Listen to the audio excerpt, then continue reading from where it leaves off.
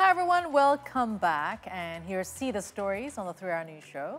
Let's talk about career, and maybe this is not something too alien to you. Career stagnation that occurs when you feel like you have hit a ceiling in your career and cannot seem to advance to the next level. It is often accompanied by a lack of enthusiasm, engagement, and motivation. Have you ever felt career stagnation before? Rory, it's actually a hit in the head topic that we have to talk about, but yeah. actually no, because I would say it wasn't a career stagnation, but it was a comfort zone. Yeah. And I have the tendency to avoid comfort zone because there's no growth there, and it kills dreams, Yeah. right?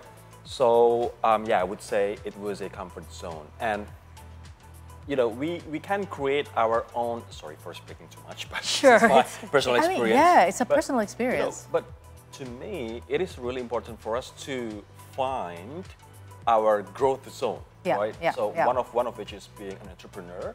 It's a way, because there are so many challenges out there, and it's one of the ways to create a growth zone. Yeah, because when you say comfort zone, it means like the challenge that you face. It's almost like the same as yesterday's challenge. Exactly, right? exactly. And, Yeah. and I do believe that if you face a career stagnation, you have to find your own growth zone within your career perimeter. Yes, right.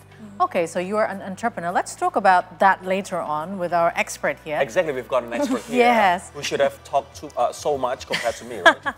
Yeah, because we do the job talking, that's why we talk a lot. So anyhow, career stagnation doesn't mean the end of your career, because there are steps you can actually take to overcome it and reignite your passion for your work. So let's talk more about overcoming career stagnation with career coach Myra Karjadidjaja. Thank you, Mbak Myra, for coming here to see today's studio. Thank you for seeing me today too. Of course. I mean, maybe a lot of us have actually faced the same situation. Yes, including me. Including you. Yeah. So how can we figure out, or how did you feel that you figure out you were at the career stagnation phase at that time? Yeah, the thing that I figure out most when I feel that there's a career stagnation going on is when I realize the symptoms. You know, the symptoms is very similar to a burnout, meaning that you get bored easily. Every time you go to work, you just want to quit, even early in the morning. Yeah, and you try to apply for promotion. Maybe not got denied, but get prolonged, you know, going on and on and on, and you don't know if you're ever going to get that promotion or not.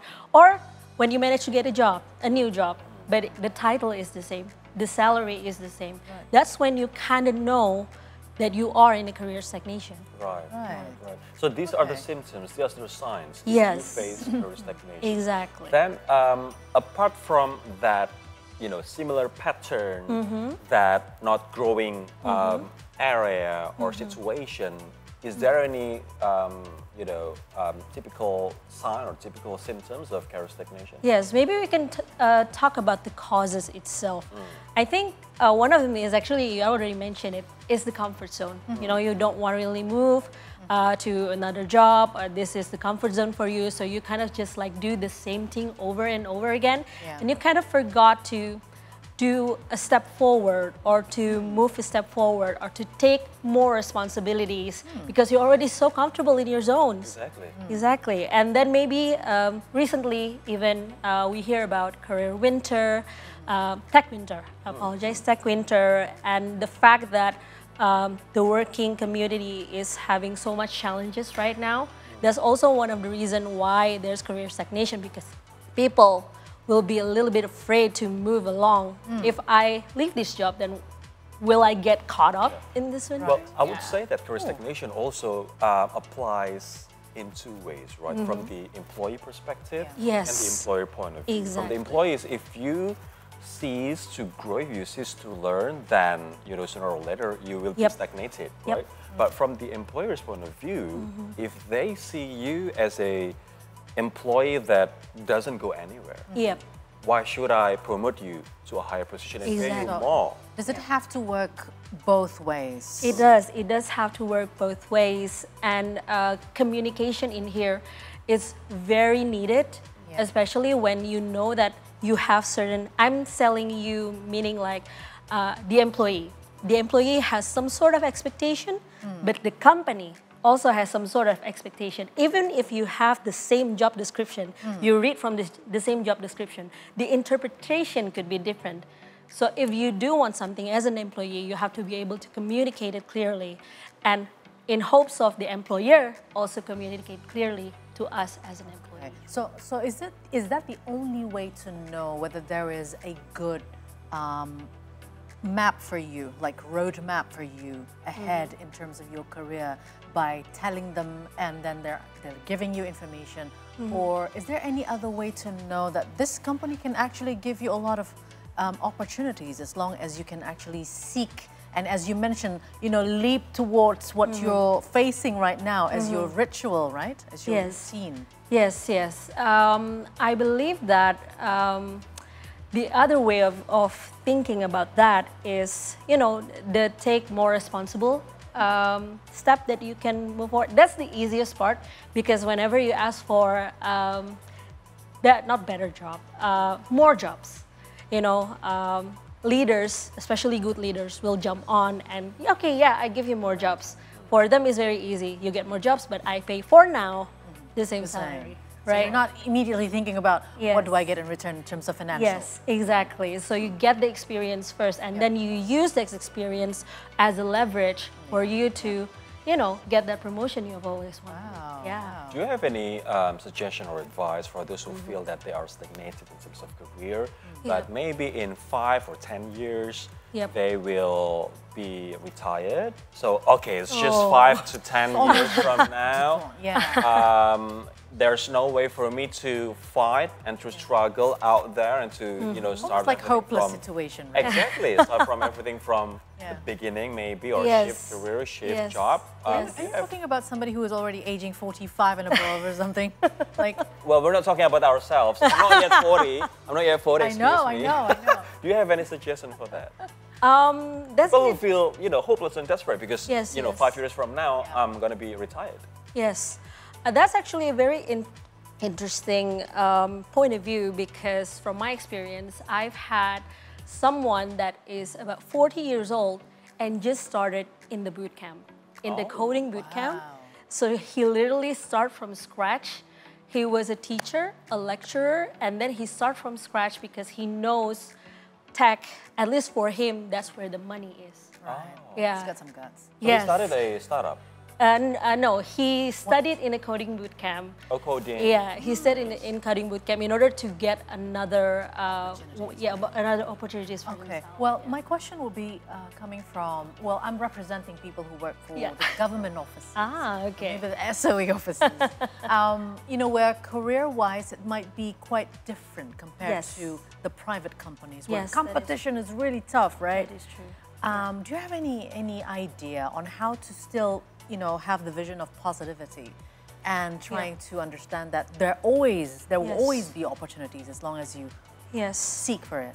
Yeah, I don't believe that these answers apply to everyone, but I do encourage everyone to try it, is to assess your own skills and do that through certain points of, such as certifications, like going to a coding boot camp, perhaps, or just expand your skills. Expand your skill, exactly. Expand your skills. I think that's the general term of it.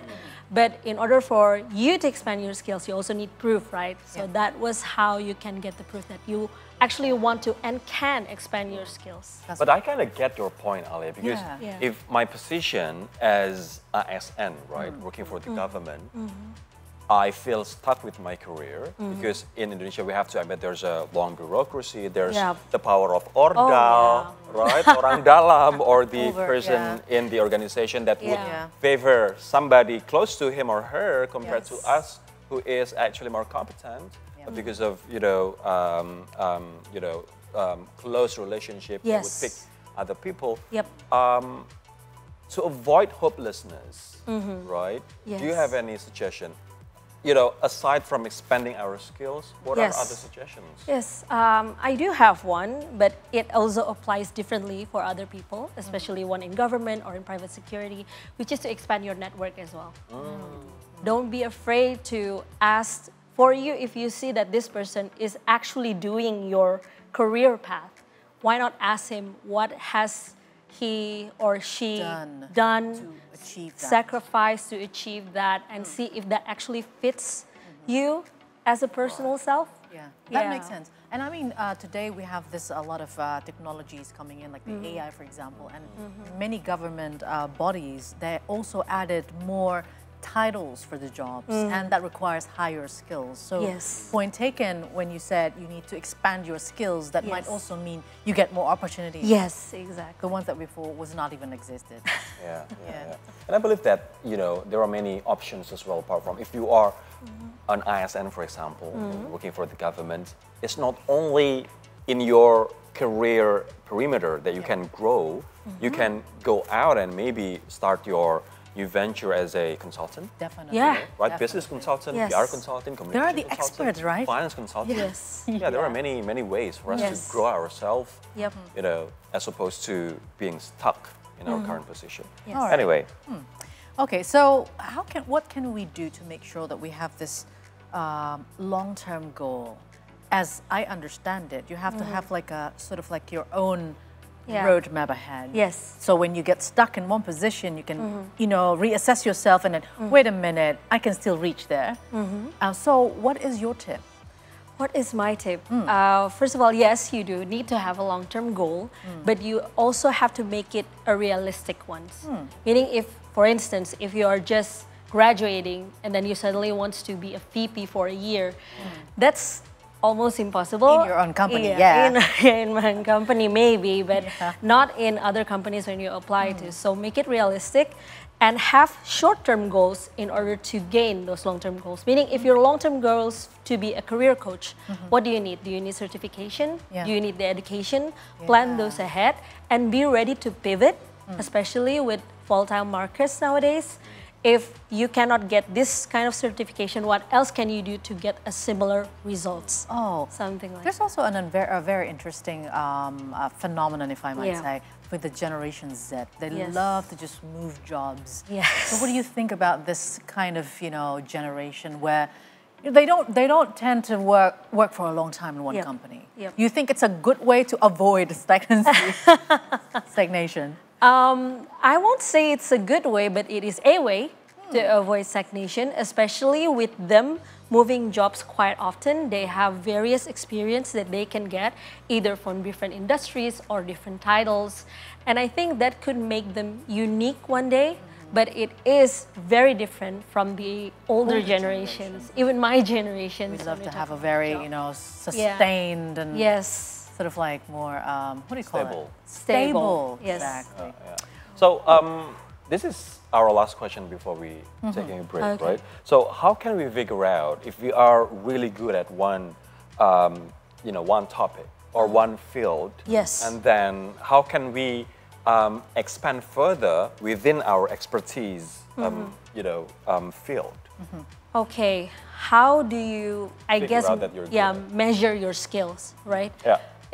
If I can say, maybe it sounds repeatable, but getting a certification is one of the easiest way to do that, because a certification, especially international certification, is usually premium level.